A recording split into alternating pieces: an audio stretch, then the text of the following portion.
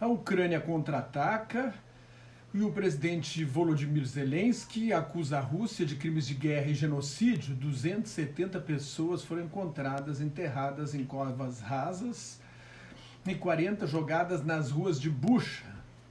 Ao todo, nas cidades da periferia de Kiev, a capital ucraniana, foram encontrados 410 cadáveres de civis depois que as forças russas recuaram.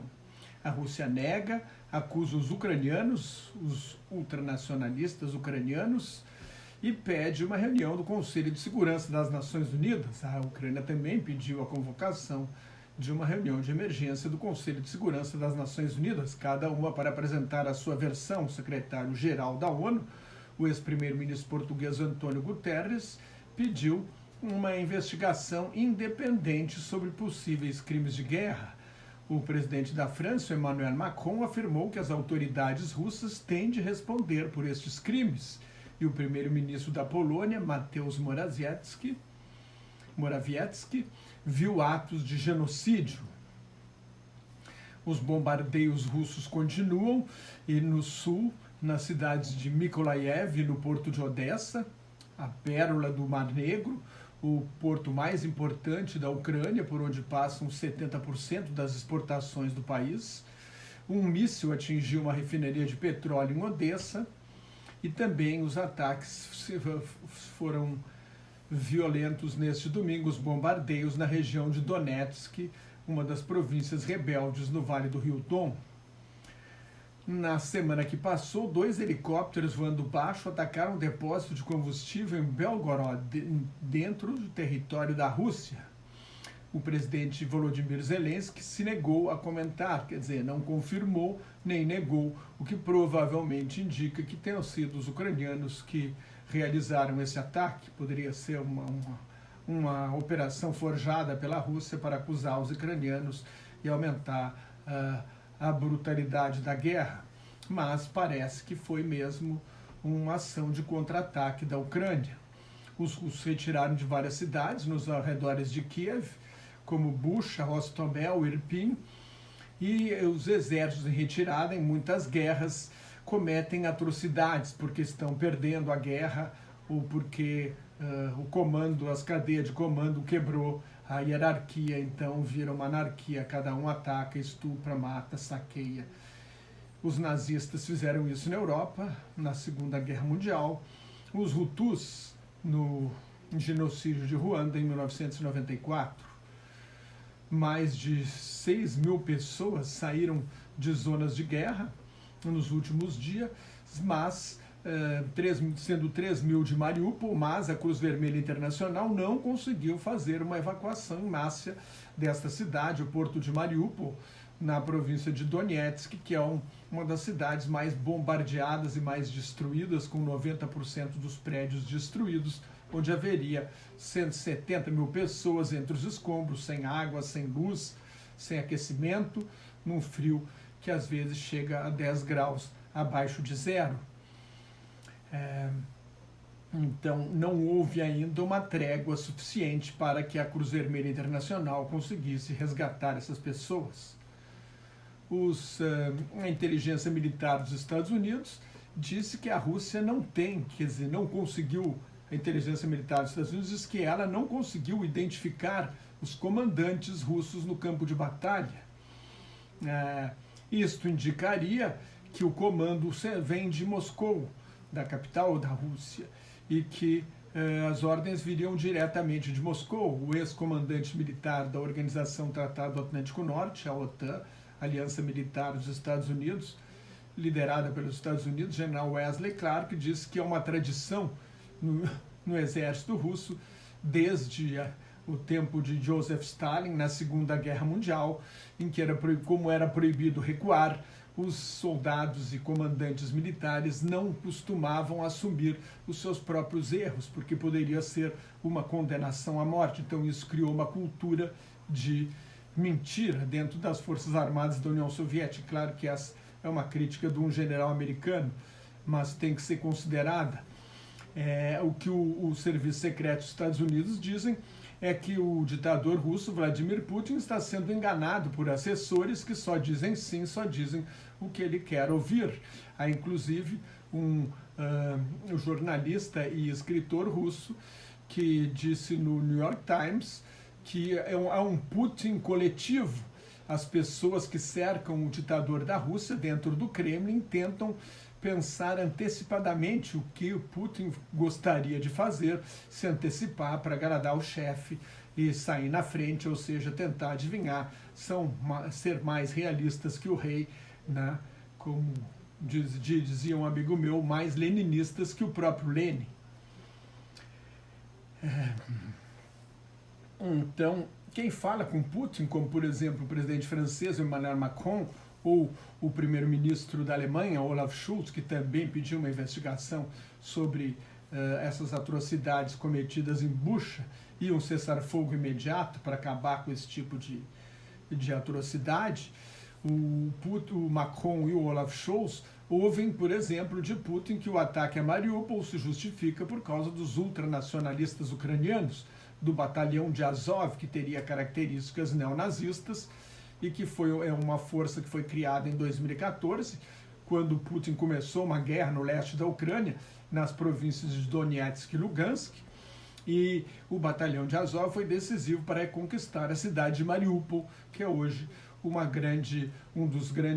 onde se trava hoje uma das grandes batalhas da guerra.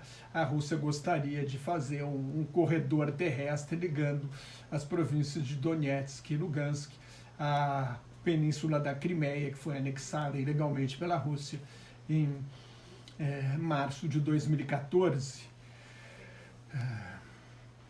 Outra questão levantada durante esta guerra é a atividade militar perto de usinas nucleares.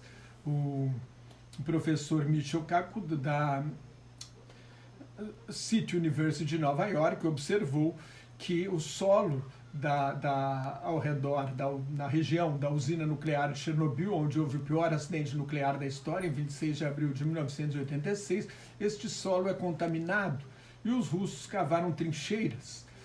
E com isso podem ter sido contaminados, porque de repente, sem maiores explicações, o batalhão russo que havia ocupado Chernobyl foi embora. E é uma coisa sem precedentes, de acordo com o professor Michio Kaku, que haja guerra ao redor num país com várias centrais nucleares, e mais ainda, que um tanque ataque uma central nuclear onde há 6 reatores, a central nuclear de Zaporígia, que é a maior da Europa. Esta é uma guerra também nas redes sociais. É a primeira guerra do TikTok. Já houve, por exemplo, o Estado Islâmico usava com grande habilidade, vamos dizer, ou com grande capacidade de mobilização as redes sociais, o Twitter.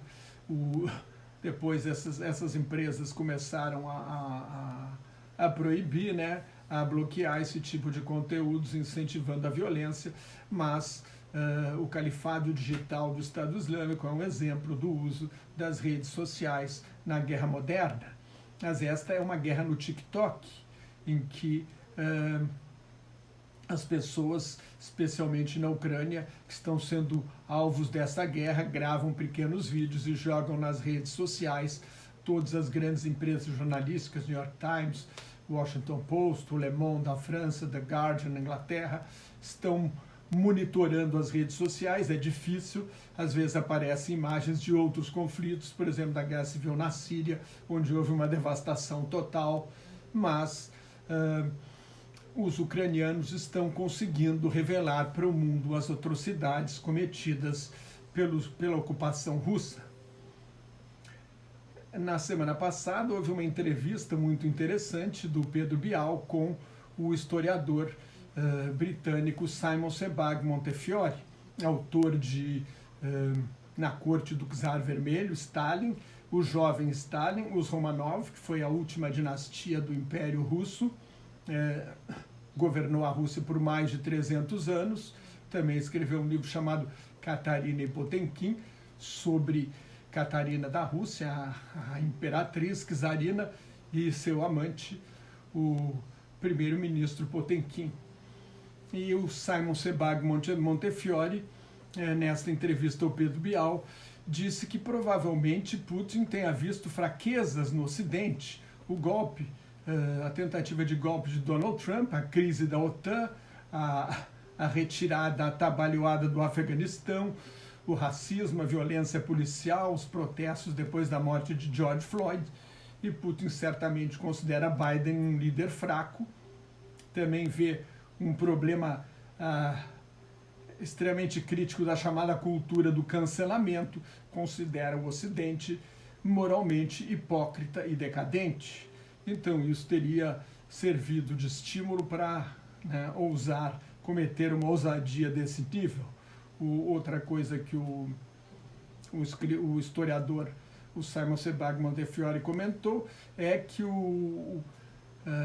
a ideologia do Putin é o ultranacionalismo russo, a ideia dos eslavófilos, que existe um excepcionalismo russo, uma alma russa, um mundo ortodoxo, um mundo da cultura cristã ortodoxa. O patriarca Cirilo, patriarca da Igreja Ortodoxa Russa, fala, por exemplo, no horror das passeatas gays. Esse moralismo, esse conservadorismo moral é um dos aspectos do nacionalismo russo que é alimentado pela Igreja Ortodoxa, que Putin usa como um contraponto ao Ocidente. O patriarca Cirilo também afirma publicamente que a Rússia não ataca civis, o que não é verdade. A Igreja Ortodoxa está na origem do nacionalismo russo, e quando Putin fala na origem política e espiritual comum da Rússia e da Ucrânia, se refere ao fato de que o primeiro documento escrito da história da Rússia é uma carta de Vladimir I, príncipe de Kiev, adotando o cristianismo ortodoxo como religião oficial do Ducado de Kiev. Então, para o nacionalismo russo, se a Rússia nasceu em Kiev, a Ucrânia faz parte da Rússia.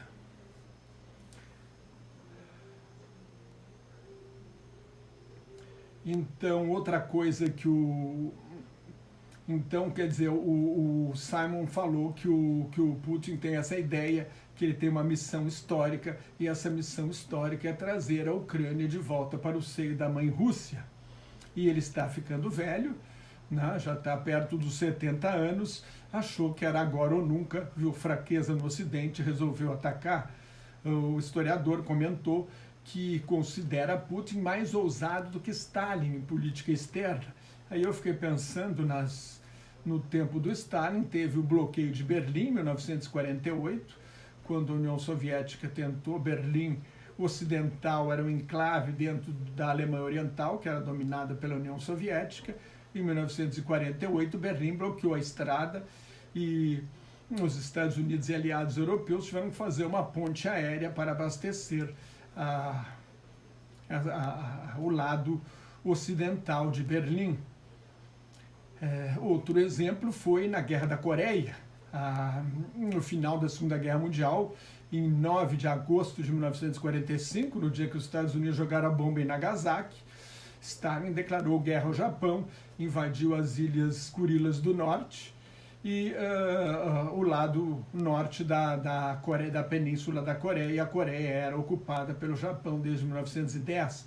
Então, a Coreia do Norte nasceu daí, de uma invasão soviética. Portanto, é difícil acreditar que a Guerra da Coreia, o ditador Kim Il-sung, avô do atual ditador, tenha iniciado a Guerra da Coreia sem o beneplácito e o apoio explícito de Joseph Stalin. Putin passou de autoritário a totalitário, não tem mais imprensa livre na Rússia, empresas como Google, Facebook e Twitter estão censuradas, a última rádio independente fechou nos últimos dias. Putin fala em expurgos e limpeza étnica. Limpeza étnica não é uma limpeza ideológica, vamos dizer, dos inimigos do regime. Outra observação importante do Simon Sebag Montefiore é que o Estado, o comunismo acabou e a União Soviética acabou em 1991, mas o Estado soviético não acabou, ele até se referiu como Estado stalinista, mas o Estado não comete mais os crimes, as perseguições políticas no nível do período stalinista, mas a estrutura do Estado soviético, com seus agentes secretos e sua polícia política, sobrevive até hoje na Rússia de Vladimir Putin, que foi agente do KGB, inclusive serviu vários anos na Alemanha Oriental, e foi diretor do Serviço Federal de Segurança da Rússia, o sucessor da Polícia Política Soviética, e saiu da diretoria-geral do Serviço Federal de Segurança para se tornar primeiro-ministro de Boris Yeltsin em 1999. Outra coisa importante dessa guerra é o uso das sanções como arma de guerra. Os Estados Unidos, isso é um levantamento da revista inglesa The Economist, aplicam sanções a 10 mil pessoas e empresas de 50 países, responsáveis por 27% da produção mundial. As razões vão desde a guerra da Ucrânia, da tortura, até criptomoedas. As sanções atingem duramente as economias dos países e foram importantes, talvez decisivas, para acabar na luta contra o apartheid, para acabar com o regime segregacionista na África do Sul, mas não derrubaram, por exemplo, os regimes de Cuba, da Venezuela e do Irã, nem o regime de Saddam Hussein no Iraque foi derrubado, como se sabe, por uma invasão americana, aliás, citada como pretexto por Vladimir Putin de uma violação do direito internacional que justificaria a guerra contra a Ucrânia. Então, há uma discussão se as sanções são realmente efetivas, né? As sanções contra a Rússia são sem precedentes e visam a não só atingir o núcleo econômico do poder, os chamados oligarcas, os bilionários que cercam Vladimir Putin, mas também o povo russo de modo geral, a classe média que não pode mais comprar telefones da Apple e da Samsung, não tem mais Netflix, não tem mais os cartões de crédito americanos. Só para citar alguns exemplos, porque mais de 300 empresas transnacionais deixaram a Rússia por causa das sanções e da guerra. E agora, com essas atrocidades reveladas em Bucha, o ministro exterior da Ucrânia, Dmitry Kuleba, pediu neste domingo o endurecimento das sanções com a exclusão de todos os bancos russos do sistema SWIFT, que é um sistema de informações sobre transações financeiras internacionais. Pediu também o fim de todas as importações de petróleo e gás russos. O ministro da Defesa da Alemanha, um país que importa 55% do gás que consome da Rússia, admitiu parar de comprar o gás russo. O presidente Joe Biden anunciou que os Estados Unidos que vai liberar 1 milhão de barris por dia, 1 milhão de barris de petróleo por dia, das reservas estratégicas dos Estados Unidos para tentar aumentar a oferta, já que o petróleo russo está, pelo menos parcialmente, excluído do mercado, e isso daria uma certa estabilizada nos preços. Claro que Biden está preocupado com o preço da gasolina na bomba, tem eleições em novembro nos Estados Unidos, e gasolina alta realmente não ajuda o governo, nem lá nem aqui, diga-se de passagem. A economia dos Estados Unidos teve um saldo de 431 mil vagas de emprego, geradas a mais do que fechadas no mês passado. A taxa de desemprego caiu para 3,6%. Tudo indica que a economia dos Estados Unidos vai sofrer menos com as sanções internacionais que, por exemplo, a Europa, onde a inflação chegou a 7,5% na zona do euro. Nos Estados Unidos está em 7,87%. Mas a Europa tem muito mais negócios com a Rússia do que os Estados Unidos. Os Estados Unidos tinham uma corrente de comércio de, acho que em torno de 36 bilhões de dólares por ano com a Rússia, e a Europa de 199 bilhões de dólares por ano corrente de comércio, contando importações e exportações de lado a lado.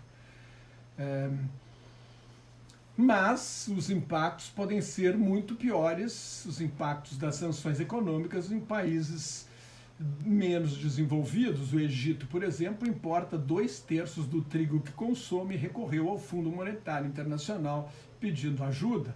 No Sri Lanka, o exército foi acionado para controlar um protesto contra a alta nos preços dos combustíveis.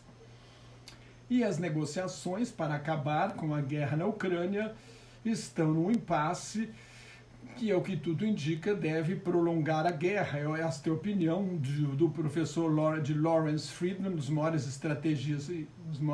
especialistas em estudos estratégicos do Reino Unido, professor emérito do King's College de Londres.